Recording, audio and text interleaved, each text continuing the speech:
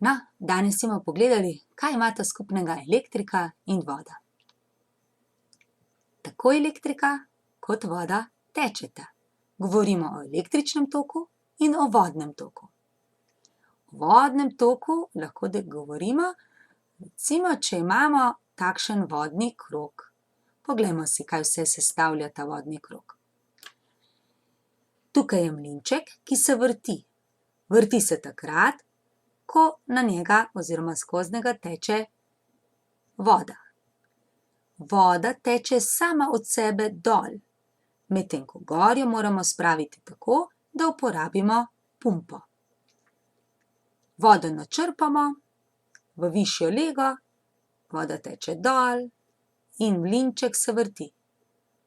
Ali se pri tem kaj vode uporabi? Ne.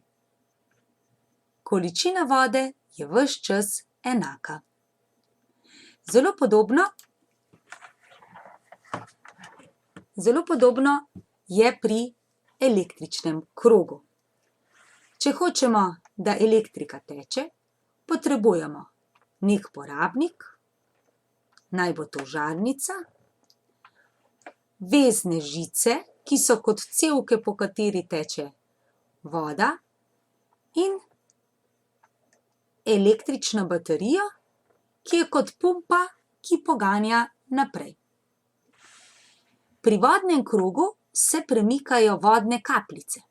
Veliko vodnih kapljic potuje v tej smeri.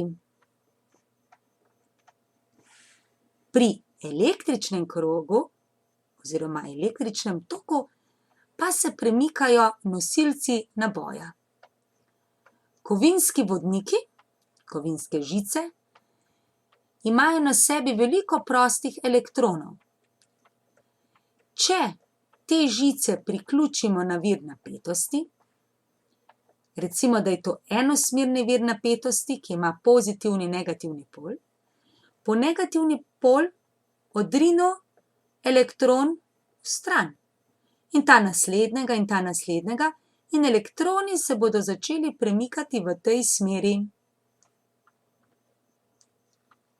In ko se bodo premaknili skozi žarnico, bo žarnica zasvetila, tako kot takrat, ko skozi njo teče voda, se mlinček zavrti.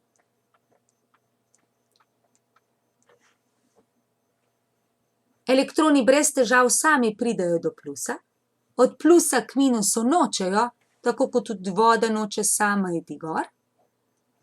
Tukaj pri vodnem krogu pomagamo vodi s tem, da jo črpamo s pomočjo črpalke. Tukaj pa je baterija tista, ki s svojo energijo prečrpa elektrone od plusa k minusu. In tako imamo sklenjen električni krog. To si lahko pogledamo še v virtualnem laboratoriju. Tukaj imamo prav tako električni krog, v katerem je baterija, žarnica in vezne žice. Krog nam lepo prikazuje, kako se elektroni premikajo. Ta baterija ima napetost 9 voltov. Če bi njeno napetost povečali, bi se elektroni gibali hitreje in žarnica bi svetila bolj. To je možno samo v takšnem virtualnem laboratoriju. Če bi to naredili na realni žarnici, bi žarnica pregorela. Ko napetost zmanjšamo, se tudi svetilnost žarnice zmanjša. Če baterijo izklopimo, se elektroni več ne premikajo, električni tok več ne teče, žarnica več ne sveti. Če priklopimo baterijo nazaj, žarnica ponovno sveti.